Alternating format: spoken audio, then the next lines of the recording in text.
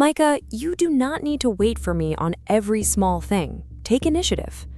The next morning, Micah finds a broken formula in the team's weekly status tracker. Fixing it will save almost 2 hours of manual work, so she changes it. At noon, finance sends a message. Who changed the forecast logic? Her manager turns to her. Why did you change that without checking first? Micah restores the old formula. 1 week later, the same manager asks, why does this team wait for permission? This is the initiative trap. The manager wants ownership, but the employee sees an invisible boundary. Cross it and you may be called careless. Stay behind it and you may be called passive. So the real problem is not, why won't this person take initiative?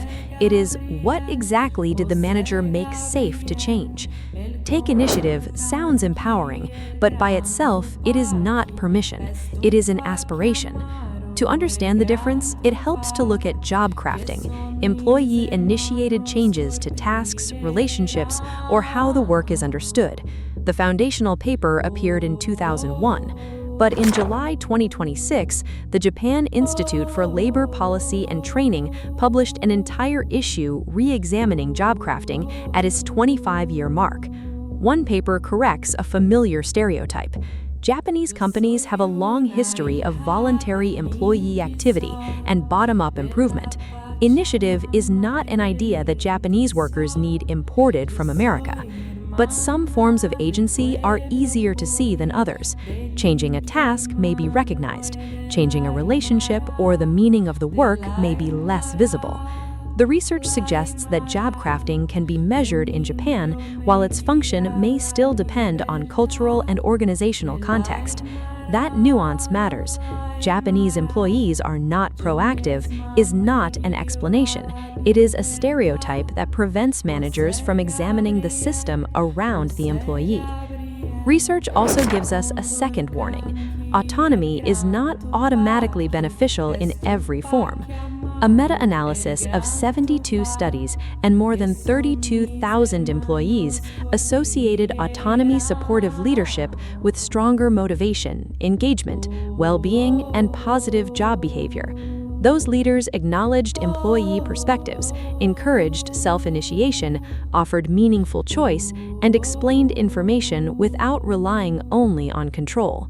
Another meta-analysis of more than 20,000 employees found that what people craft matters. Increasing task and social resources can support better outcomes. Changing job demands can also increase strain. The latest Japanese review makes the management risk especially clear. If an organization celebrates job crafting but ignores job design, it can quietly transfer the burden of fixing bad work onto the employee. Too much undefined freedom can become anxiety, not empowerment. In other words, you own it can feel very different from you are supported to shape it. Now add a cross-cultural team. In some U.S. job-based organizations, a role has an explicit outcome, and the manager assumes the employee can choose the method. In some Japanese membership-based organizations, the role may be broader, while changes are coordinated through relationships, precedent, and affected groups. The employee may ask, does this change another team? Does my manager expect a proposal, a pilot, or a final decision? That creates a useful paradox. A broad job does not always mean broad unilateral authority, and a detailed job description does not always mean the employee lacks autonomy. These are not national laws. American companies can have invisible approval rules, and Japanese teams can have enormous local discretion.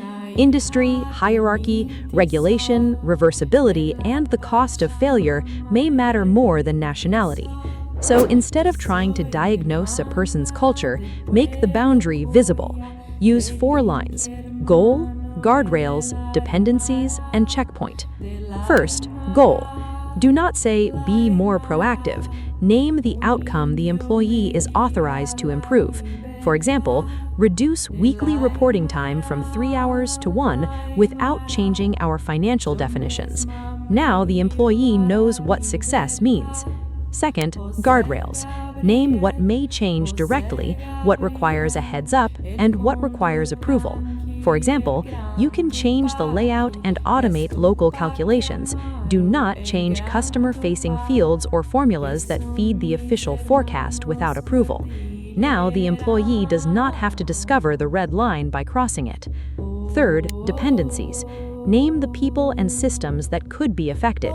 Finance owns the forecast definition. Data engineering owns the import. If your idea touches either one, bring them into the test. This prevents one person's improvement from becoming another team's surprise. Fourth, checkpoint. Give the experiment a return point. Build the change in a copy by Thursday. We'll review it for 15 minutes on Friday. If the numbers match, you can roll it out. The checkpoint gives the employee room to act without pretending the manager has disappeared. Now, replay the opening. Micah, reduce weekly reporting time from 3 hours to 1. You can change the layout and local calculations.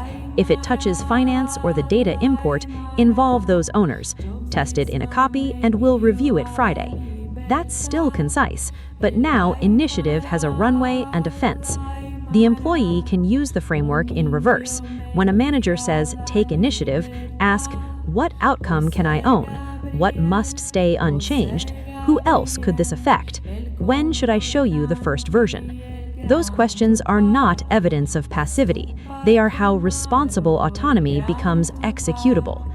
Autonomy does not mean acting alone. Cross-cultural motivation research distinguishes autonomy from individualism and independence.